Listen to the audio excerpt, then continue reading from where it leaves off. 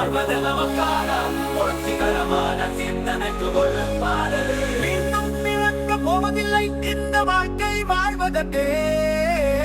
தனது குடும்பம் என்ற ஒரு 10 பேர், தனது நண்பனும் பகைவனும் என்ற 10 பேர், தனது தொழிலில் ஒரு 10 பேர், தனது வீதியில் ஒரு 10 பேர், தனது ஜாதியில் ஒரு 60 பேர். இந்த 100 பேரின் நடுவில் தன்னை உயர்த்தி காட்டிக் கொள்வதும் பாசமாக நட்பாக அன்பாக வீரனாக நல்லவனாக காட்டிக் கொள்வதுமே மனித வாழ்வின் குறிக்கோள் என்று இந்த கேடு கெட்ட சமுதாயம் மனிதர்களுக்கு போதிக்கிறது. எல்லாவற்றையும் அவர்களோடு ஒப்பிட்டு பார்த்து அதை விட ஒரு படியேனும் அதிகமாக இழந்தாலும் இருக்க வேண்டும். அப்போதுதான் மதிப்பு என்று போலியான வாழ்க்கை வாழ கட்டாயப்படுத்துகிறது. அவன் அப்படி இவன் இப்படி என்று பிறரை விமர்சனம் செய்ய சொல்கிறது. பொருளாதார ரீதியாக தன் நிறைவு அடைந்ததும் பிறரை ஏளனமாக கேவலமாக நினைக்க சொல்லுகிறது. இந்த 100 பேரின் நடுவில் ஏற்படும் அவமானம், கோபம், கௌரவம் மட்டுமே ஒருவனை பாதிக்கின்றன. இதற்காக தன்னுடைய அத்தனை ஆசா பசங்களையும் அடக்கி வைத்து மனித ஜடமாக வாழும் பலருக்கு இந்த பூமி 700 கோடி மக்களால் ஆனது என்பது தெரியவில்லை. என்னுடைய தாத்தாவின் தாத்தா எப்படி இருந்தார் என்பது எனக்கு தெரியாது. எப்படி வாழ்ந்தார் என்பது எனக்கு தெரியாது. அவர் நல்லவரா கெட்டவரா எனக்கு தெரியாது. அவர் பெயர் கூட எங்கள் தெருவில் பலருக்கு தெரியாது. எங்கள் ஊரில் யாருக்கும் தெரியாது. இதே நிலை எனக்கும் ஒரு நாள் வரும்.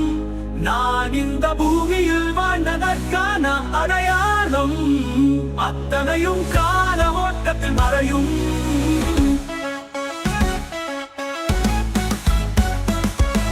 ஆக எதற்காக இந்த 100 பேரின் அங்கீகாரத்தை நாம் கண்டு கொள்ள வேண்டும். ஆக எதற்காக இந்த 100 பேரின் அங்கீகாரத்தை நான் கண்டு கொள்ள வேண்டும். யார் இவர்கள்? என்னுடைய வாழ்க்கையில் யாரெல்லாம் வர வேண்டும் வரக்கூடாது என்பதை தீர்மானிக்க இவர்கள் யார்? நான் இன்னும் 1000 ஆண்டுகளுக்கு வாழப் போவதில்லை. அதிகபட்சமாக இன்னும் ஒரு 10 அல்லது 20 அல்லது 30 அல்லது 40 ஆண்டுகள் வயதை பொறுத்து. அதுவும் வெகு தொலைவில் இல்லை.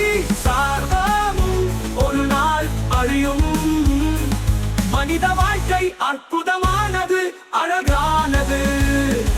ஜாதி கலாச்சார பண்பாடு பாரம்பரியம் என்று தத்தமது வாழ்க்கையை யாரும் போலியாக வீணடித்து விடாதீர்கள்.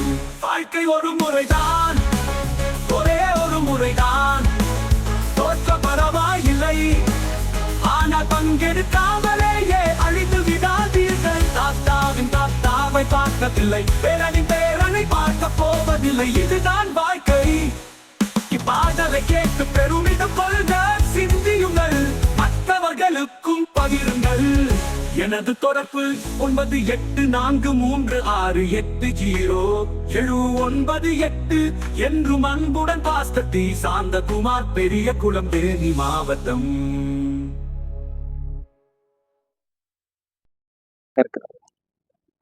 12 விதமான நாவுகளை குறித்து நான் உங்களுக்கு சொல்ல ஆசைப்படுகிறேன். புறங்கூறும் நாவு, இது நீதிமொழிகள் 25வது அதிகாரம் 23வது வசனத்திலே சொல்லப்பட்டிருக்கிறது. இந்த புறங்கூறுகிற மனிதனால் அவனுக்கும் நிம்மதி இருக்காது, அவனை சார்ந்தவர்களுக்கும் நிம்மதி இருக்காது. புறங்கூறுகிற நாவு எப்பொழுதுமே தன்னையும் நம்பாது. அடுத்ததாக கபட நாவு. இந்த கபட நாவு சங்கீதம் 52வது அதிகாரம் 4வது வசனத்திலே சொல்லப்பட்டிருக்கிறது. 3வது கள்ள நாவு. இந்த கள்ள நாவு என்று சொல்லும் பொழுது சங்கீதம் 109வது அதிகாரம் 2வது வசனத்திலே சொல்லப்பட்டிருக்கிறது. 4வதாக மாறுபாடு உள்ள நாவு. இந்த மாறுபாடுள்ள நாவை பற்றி நீதிமொழிகள் 10வது அதிகாரம் 31வது வசனத்திலே நாம் பார்க்கலாம். 5வதாக கேடுள்ள நாவு. நீதிமொழிகள் 17 4 வசனத்தில் நீங்கள் பார்க்கலாம்.